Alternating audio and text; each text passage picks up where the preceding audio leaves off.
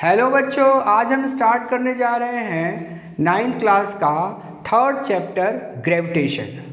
देखिए, ग्रेविटेशन में आपको अभी तक आपने पिछले चैप्टरों में motion, force and law of motion ये सब पढ़ा है। ठीक है, उसमें आपने फोर्स के बारे में पढ़ा, एक्सेलरेशन के बारे में पढ़ा, फोर्स किस पर निर्भर करता है ये पढ़ा। अब ग्रेविटेशन जो है ये एक नेचुरल फोर्स ऑफ अट्रैक्शन है और ये किसी दो बॉडी के मास और डिस्टेंस पर निर्भर करता है। एंशियंट साइंटिस्ट आर्यभट्ट ने सबसे पहले ये डिसाइड किया कि कैसे कोई बॉडी अट्रैक्टिव फोर्स, मान लीजिए अर्थ रिवॉल्व कर रहा है अराउंड द सन, तो उन्होंने ये बात देखा कि क्यों रिवॉल्व कर रहा है, कौन ऐसा ड्राइविंग फोर्स है जो उसको रिवॉल्व करा रहा है, अर्थ सन की तरफ चक्कर क्यों, जुपिटर चक्कर मार रहा है, चाहे प्लैनेट चक्कर अर्थ मार रहा है। यानी कहने का मतलब कोई किसी का रिवॉल्यूशन जो करता है, heavier object lighter object heavier object का रिवॉल्यूशन करता है। अब देखिए, इस फैक्टर पर अर्थ का time period, day, year decide हुआ। अब देखिए, the revolution of earth take 1 revolution around the sun in 1 year. In 1 day its rotation, यानी 1 complete rotation decide the time period for 1 day. ठीक है, इसी तरीके से 1 आवर, ये सब रिवॉल्यूशन और रोटेशन पर निर्भर करता है कि कैसे टाइम पीरियड, सेकेंड और ये सब डिसाइड किया गया। अब देखिए, सबसे पहले हम आपको एक्सप्लेन करने जा रहे हैं universal law of gravitation. Universal law of gravitation क्या है?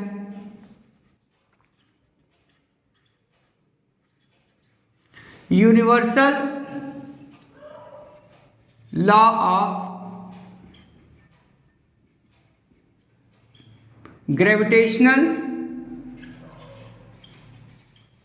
Force of attraction.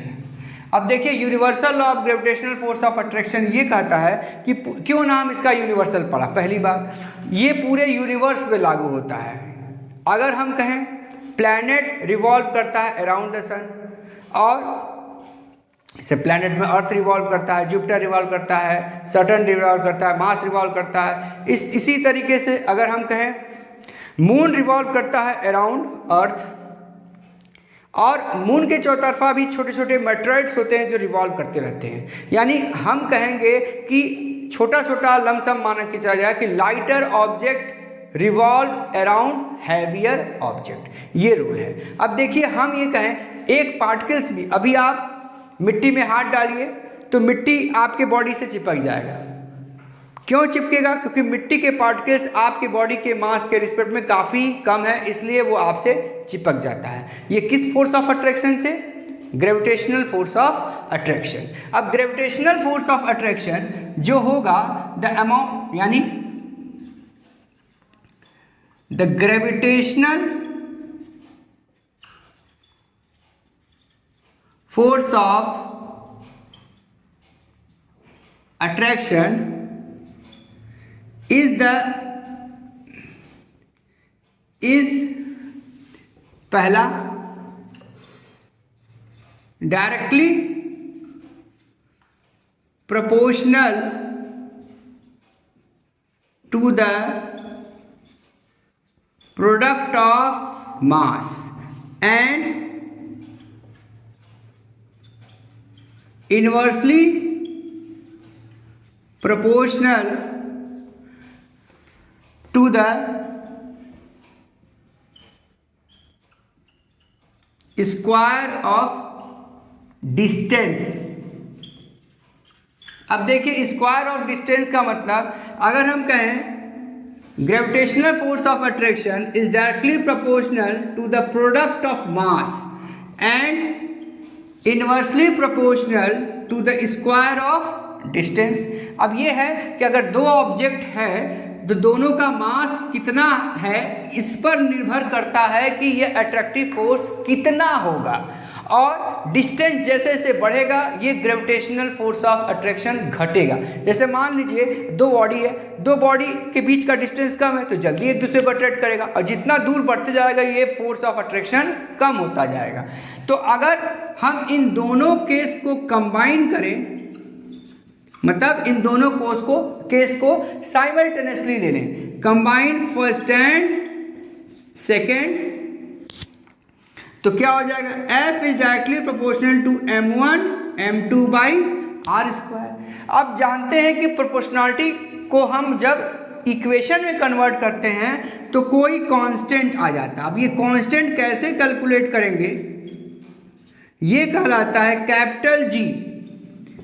Capital G is called the universal law of gravitational constant. अब ये वैल्यू क्या होती है,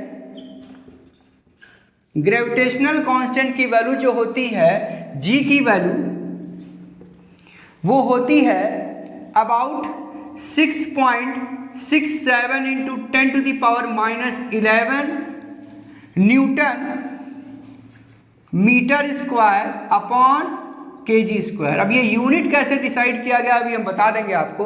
पहले ये समझिए कि ये G की वैल्यू जो है ये कांस्टेंट है, ये नेचर ऑफ बॉडी पर या उसके मास पर निर्भर नहीं करेगा, इसकी वैल्यू हमेशा फिक्स रहेगी। चाहे आप अर्थ पे रहिए, चाहे आप जुपिटर पे रहिए, चाहे आप पूरे होल यूनिवर्स में रहिए, ग्रेविटेशनल कांस्टेंट की वैल्यू फिक्स होगी। अब ये फिक्स वैल्यू कैसे कैलकुलेट किया गया, ये फिक्स वैल्यू कैलकुलेट किया गया जब दो यूनिट मास यानी 1 kg सब्सटेंस लिए और एक्सपेरिमेंटली जब हमने इसको कैलकुलेट किया 1 kg सब्सटेंस को 1 मीटर स्क्वायर 1 मीटर की दूरी पर रखें तो इसके बीच में जो अट्रैक्टिव फोर्स यानी F is equal to G m1 m2 by r square, और अगर हम G की वैल्यू यहाँ 1 रखें और यहाँ पर 1 इंटू 1 रखें तो कितना फोर्स लग रहा था,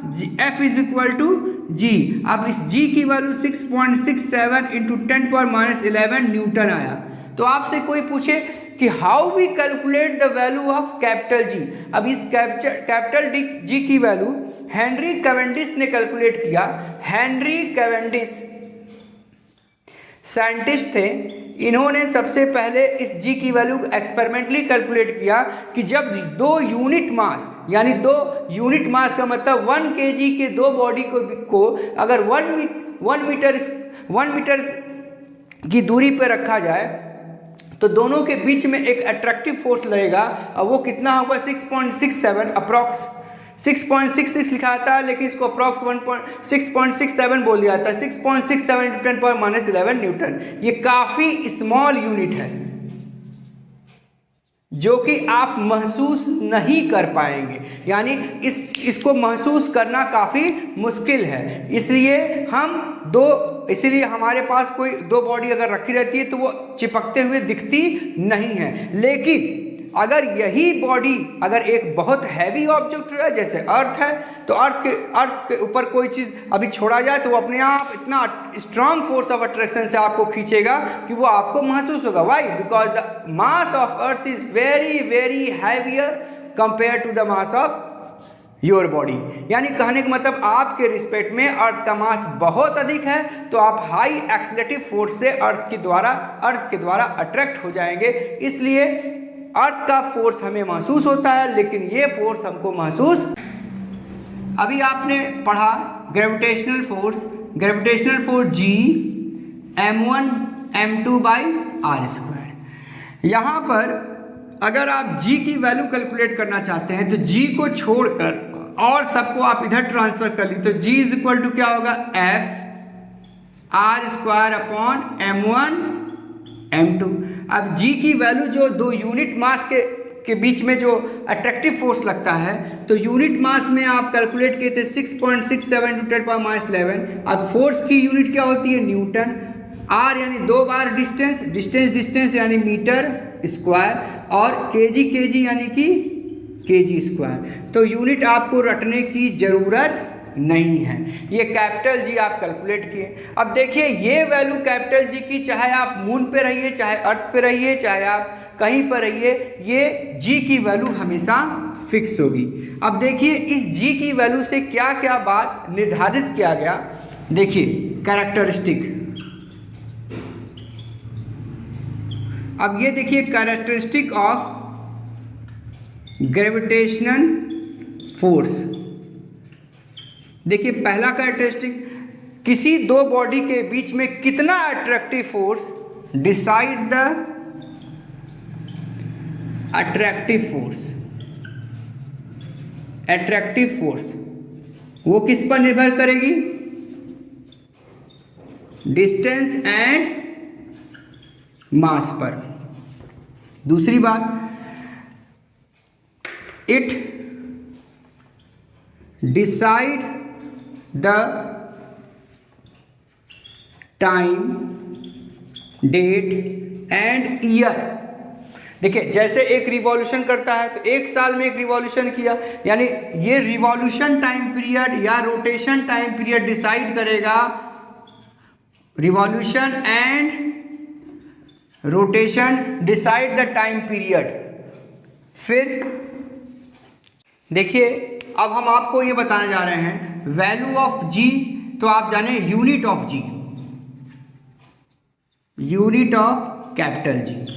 अभी आपने फोर्स का फॉर्मूला पढ़ा, जी m1 m2 by r square. अगर आप दो बॉडी का मास 1 kg और इसको 1 kg लिए थे तो ये g आप कैलकुलेट किए थे। अगर आप इन दोनों के बीच के डिस्टेंस को r माने हैं, कुछ भी मास रखिए, m1 m2 यहाँ पे रखे हैं, m2, अगर इन दोनों को सेपरेट आउट करें, अगर इसको इस तरफ ट्रांसफर करें g, r को उधर ले जाएं तो f r square m1 m2।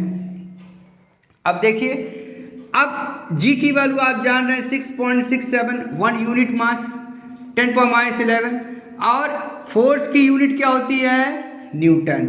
r यानी 2 बार डिस्टेंस, तो डिस्टेंस यानी मीटर स्क्वायर, 2 बार डिस्टेंस, m1 m2 2 बार kg, तो kg स्क्वायर, यानी g की यूनिट ये हो गई पहला चीज। यानी इससे आप g की वैल्यू कैलकुलेट किए और यूनिट ये होता है, ठीक है, पहली बात। अब कैरेक्टरिस्टिक हम बताना चाहते हैं, कैरेक्टरिस्टिक ऑफ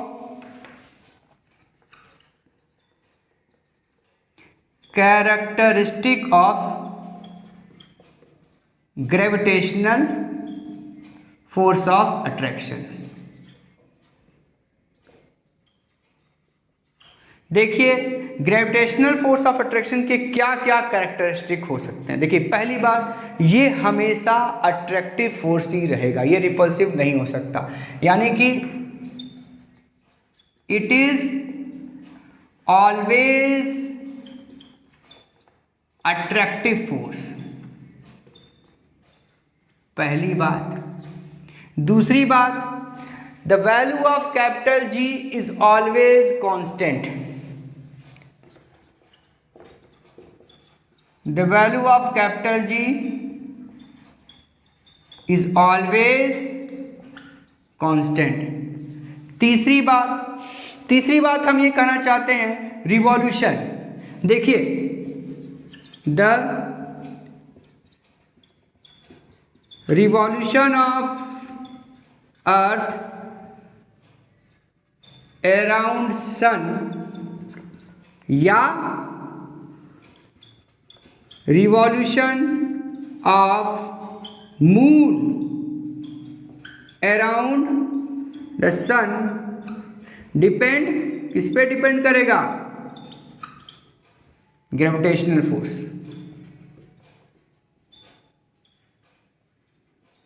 यानी जो रिवॉल्यूशन और रोटेशन होता है, ये रिवॉल्यूशन जब करेगा कोई तो वो किस पर निर्भर करता है, ग्रेविटेशनल फोर्स ऑफ अट्रैक्शन पर। अब देखिए ये कैरेक्टरिस्टिक, यानी the existence of atmosphere on the surface of earth due to gravitational force, यानी ड्यू टू ग्रेविटेशनल फोर्स। अब देखिए ये एक कंजर्वेटिव फोर्स है, यानी कि ये कभी खत्म नहीं होगा। It is conservative force, it is conservative force. अब यानी कहने का मतलब है ये सब कैरेक्टरिस्टिक आप मतलब ग्रेविटेशनल पुल ऑफ अर्थ के जरिए हम देखते हैं। The tides of ocean arises due to gravitational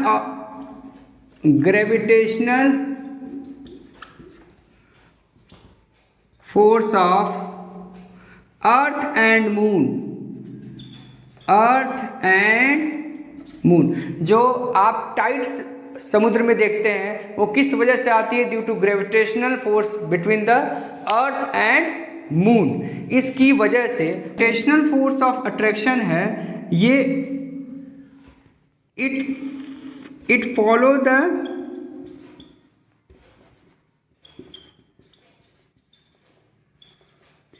action and reaction force. कहने का ये मतलब है कि जितना फोर्स, अगर दो बॉडी हैं तो जितना फोर्स ये इस पर लगाएगा उतना ही फोर्स ये इस पर लगाएगा, दोनों इक्वल एंड अपोजिट फोर्स लगाएंगे। ठीक है, यानी अगर दो बॉडी एक दूसरे को अट्रैक्ट करते हैं, चाहे वो अर्थ और सन हो, सन भी उतना ही फोर्स लगेगा, अर्थ भी उतना ही फोर्स लगेगा। बस अंतर क्या है कि सन का मास अर्थ के रिस्पेक्ट में बहुत अधिक है, इस वजह से सन का चक्कर अर्थ लगा रहा है।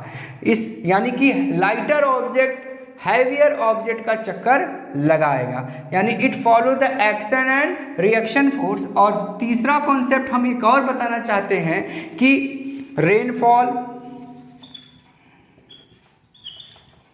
स्नोफॉल। अभी आप देखते हैं बारिश होती है तो बारिश को कौन अट्रैक्ट कर रहा है? Gravitational. Rainfall, snowfall.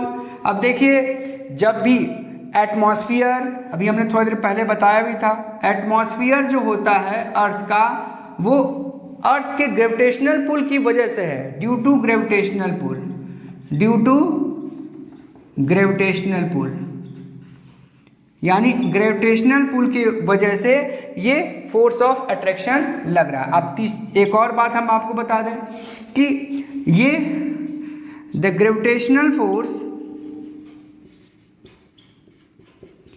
The gravitational force directed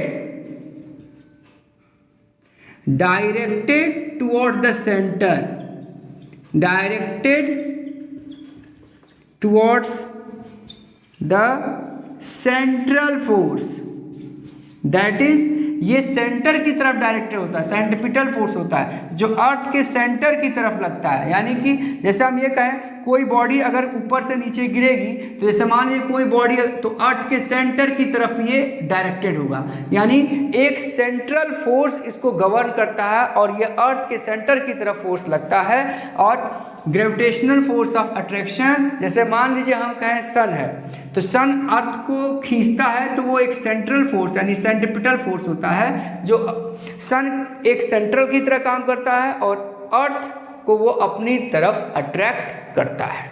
clear? इस तरीके से हम आपको बताएं। एक अगला टॉपिक हम ये बताना चाहते हैं कि why gravitational force of attraction is called universal law.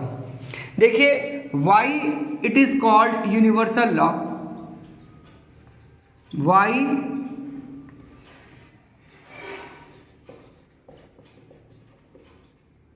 gravitational force of attraction is called universal law. क्यों इसको कहा गया यूनिवर्सल लॉ? पहली, ये किसी भी बॉडी पे लगता है, यानी it follow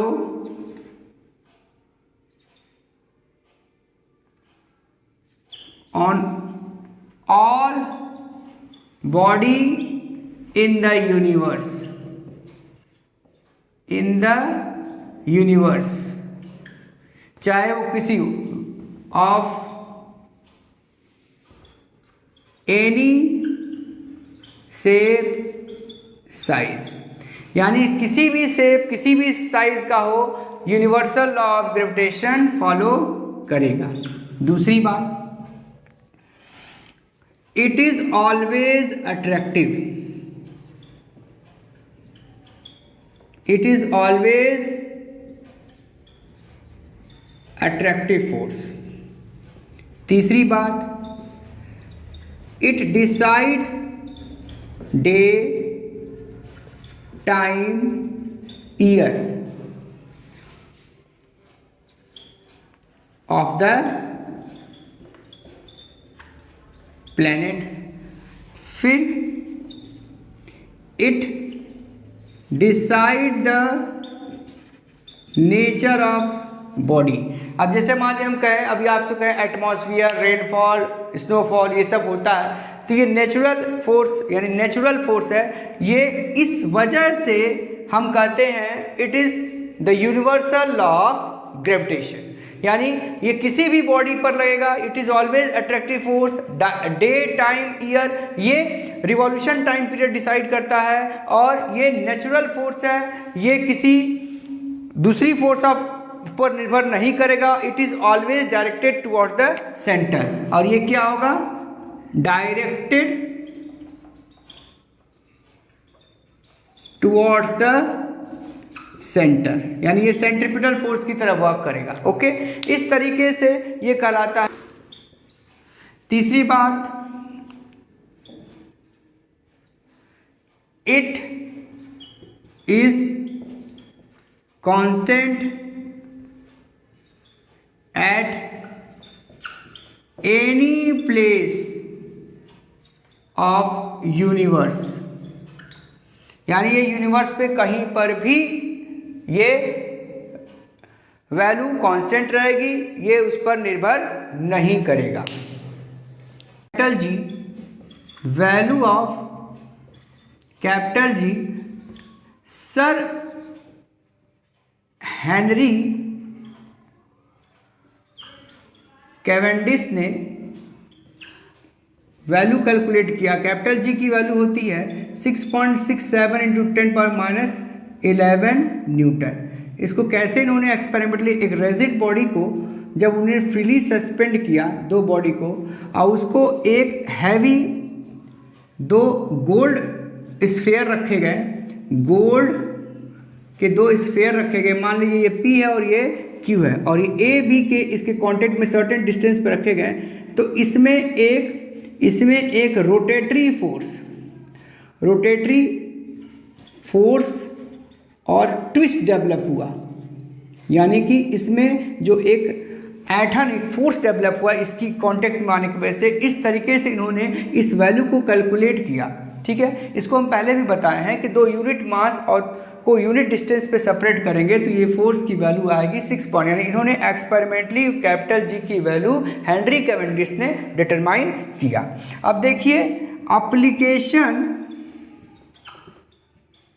of Newton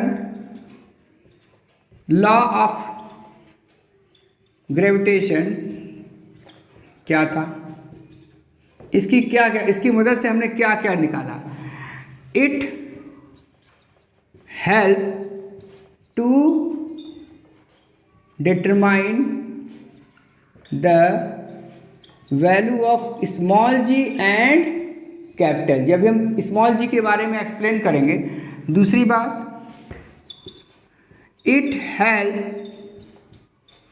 to find the radius